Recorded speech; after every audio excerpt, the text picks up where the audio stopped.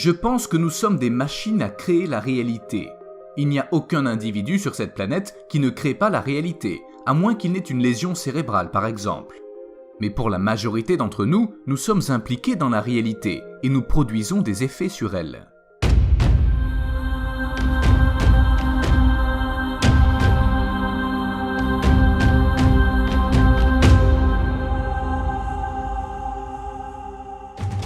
Je pense que nous arrivons tous à un moment de notre vie dans lequel nous arrêtons d'apprendre pour nous baser uniquement sur nos émotions. Et quand vous utilisez les émotions comme baromètre pour évaluer quelque chose d'inconnu, ça ne peut pas fonctionner, car les émotions sont un enregistrement des expériences du passé. Nous essayons donc de prédire un événement futur à partir d'une émotion, ce qui fait que nous retournons dans notre ancien moi. J'adore l'idée que l'on puisse produire des résultats. J'aime l'idée que chaque être humain vit dans l'un de ces deux états d'esprit. Nous vivons soit dans la création, c'est-à-dire la croissance, l'expansion, la santé et l'homéostasie, ce qui correspond à des émotions d'amour, de joie et de confiance qui nous font nous sentir connectés à quelque chose de plus grand que nous. Ou alors nous vivons dans un état de survie, c'est-à-dire vivre dans le stress, c'est quand notre corps est en déséquilibre, et la répétition de ce cycle dans le temps finit par affaiblir et détériorer le corps. C'est la plus grande difficulté pour nous, car dû à la taille de notre cerveau, nous pouvons activer une réponse au stress juste avec nos pensées, et nous pouvons faire cela tout au long de la journée.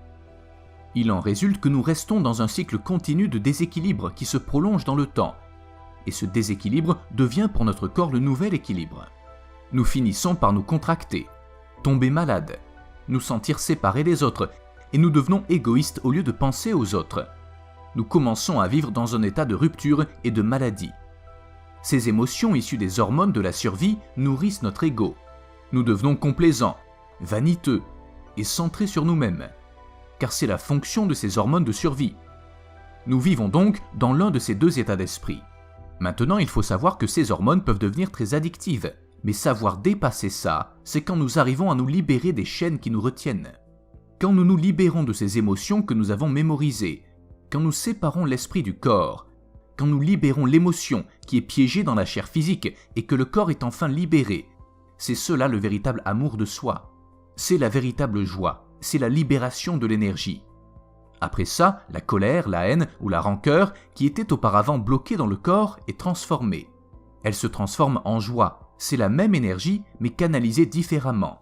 Mais il faut savoir que personne ne pourra le faire à votre place. Ce n'est pas quelque chose qui se résout d'un coup de baguette magique.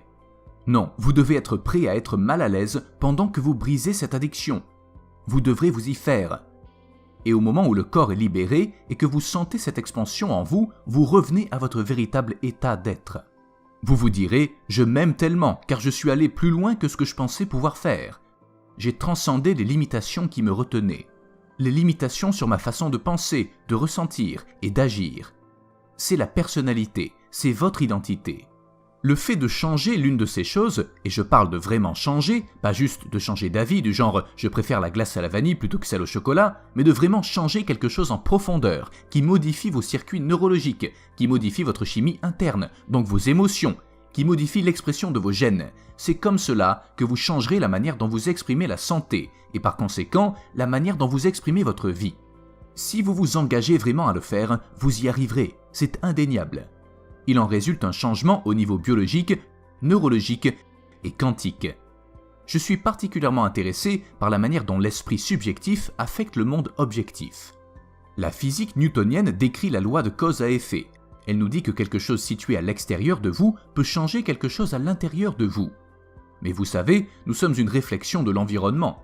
Donc, tant que l'environnement extérieur influencera la manière dont je pense et ce que je ressens, je ne peux qu'être l'équivalent de ce qui se passe autour de moi. Tant que j'ai des pensées et des émotions égales à mon environnement, je ne ferai que créer plus du même environnement.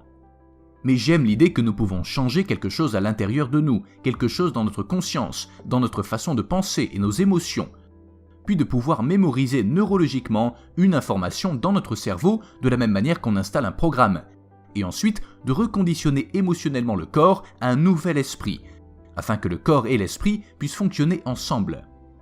Si nous réussissons à maintenir ce nouvel état d'être, nous devrions vite voir des signes extérieurs qui prouvent que ça fonctionne. Donc au lieu du cause à effet en provenance de l'extérieur, j'ai toujours préféré l'idée de produire des effets depuis l'intérieur. Le modèle quantique de la réalité déclare que nous pouvons produire des effets sur notre environnement extérieur.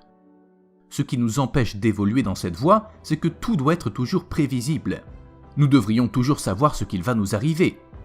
Mais c'est notre plus grande erreur, car nous ne pouvons jamais contrôler les résultats de ce qui est imprévisible. C'est le modèle quantique. Il doit y avoir de l'incertitude. Les choses doivent se produire de manière inattendue et nous surprendre. D'une manière qui ne fait aucun doute que le changement que nous avons créé à l'intérieur de nous produit des effets à l'extérieur.